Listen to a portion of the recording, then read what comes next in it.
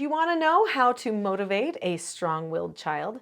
I'm Nicholeen Peck, and I teach all over the world about parenting, good communication, how to build strong family bonds, and good relationships, all through the lens of the principle self-government.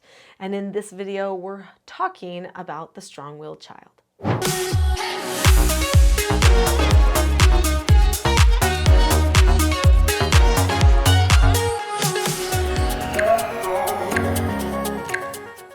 Many people talk negatively about strong-willed children, but in this video we're going to be learning that strong-willed children aren't necessarily bad children. In fact, being strong-willed can be a very good thing. So we're going to understand the strong-willed child, what they need, and how to help them succeed best.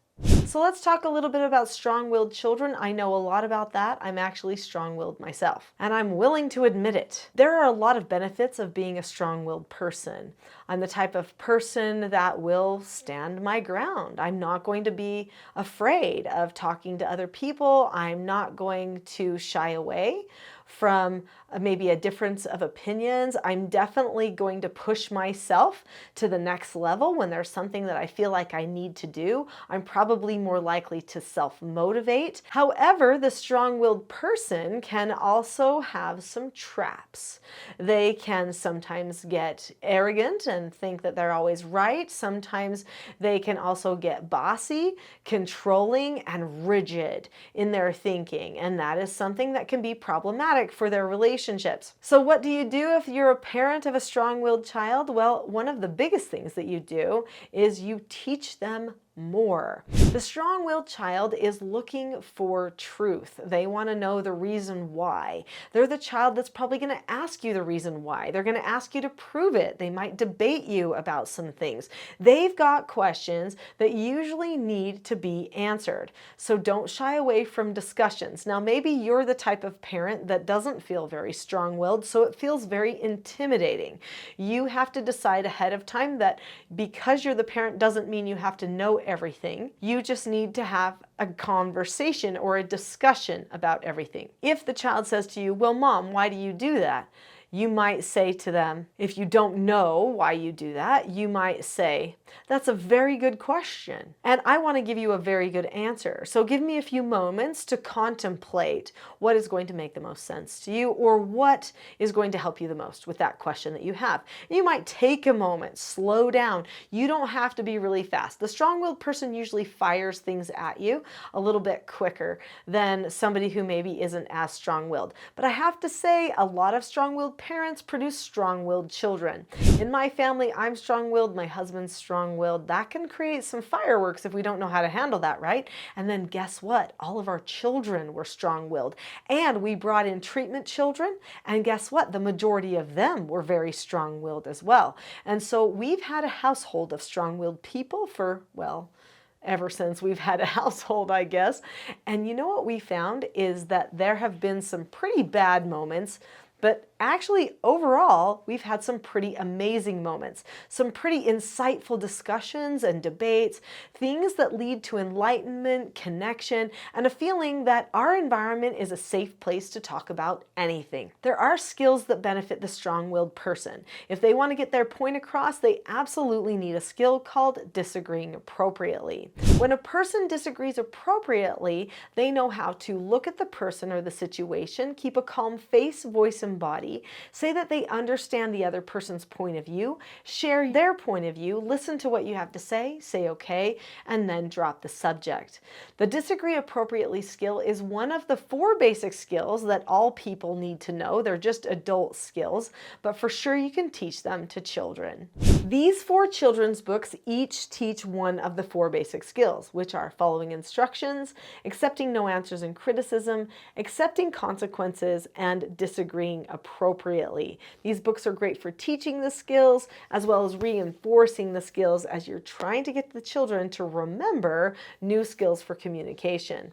But we don't just teach them the skills they need. A good strong-willed family teaches the children also what skills are going to be used with them from the parenting standpoint. So I taught my children all of the skills for correcting negative behaviors, for pre-teaching positive behaviors, correcting or giving feedback on positive behaviors, and what we would do to get to a place of calmness if we struggled.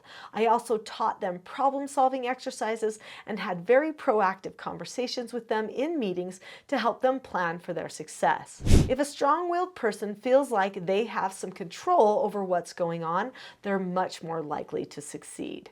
Now, if you have subscribed to this channel already, then you know I talk a lot about having deliberate conversation with our families, having conversations like family meetings and mentor sessions. In fact, there's a whole video all about family meetings and a video all about mentor sessions. Hopefully you check those things out.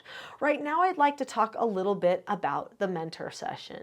In the TSG mentor sessions, each child has a mentor journal. And they sit down with their parents once a week or more if needed, but usually just once a week, and they fill out the answers to questions like, what's your exciting news? What is the progress on your different goals, like your spiritual goals, your education goals, social goals, and personal goals. They make commitments, they talk about relationship development, they schedule things for the week so that they follow through with their own goals. Strong-willed people like to be in charge. This is an exciting thing for them. Now, maybe they have a hard time with follow through a little bit, but this will teach them by and by how to follow through so that they feel like they fully have command over what's going on in their day, even if they're still following instructions from you. I highly recommend following up with your strong-willed child on a regular basis throughout the week to see how they're doing pursuing their goals. A few years ago, I asked my daughter London what her favorite thing was about being raised in our family. And she said, easy. Mentor meetings. I loved mentor meetings. Those were the times where I felt myself growing up. I felt myself maturing. I could make goals. I had control and I was in charge. Now, she is a very strong-willed person. There is nothing that will stop her from doing what it is that she wants to do in her life. It's powerful. But she learned early on that she needed to make plans for herself, not just go around and try to control everybody willy-nilly, but have a course set so that she could follow through with something and see if she was successful. That made a big difference in her life. When you're parenting a strong-willed child, they need a lot of feedback. They may not always act like they like the feedback, but they need it. So what do I mean by feedback? I mean, they need to be praised when things go well, and the praise should be done in an effective manner. So there's 3 steps to a great effective praise that help the child understand exactly what they did right so that they can duplicate it again in the future. Another type of feedback is corrections. So making sure that we describe to the child what they did that wasn't so great, why it wasn't so great, what they should have done instead.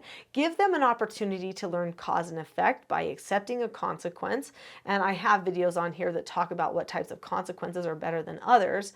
And then have an opportunity to practice doing things the right way, doing some cute practice and some role play. And follow all of that up with lots of praise. So during a correction or after a correction, a parent should feel closer to their child than they even did before. This mindset on the part of the parent really makes a difference when doing corrections with the children. So when you correct the child and they get that feedback and they can practice it the right way, suddenly they take more ownership about what's to come. If you don't do the corrections and you don't follow through on the consequences, then the strong-willed child thinks that they have overpowered the system and they don't take personal responsibility.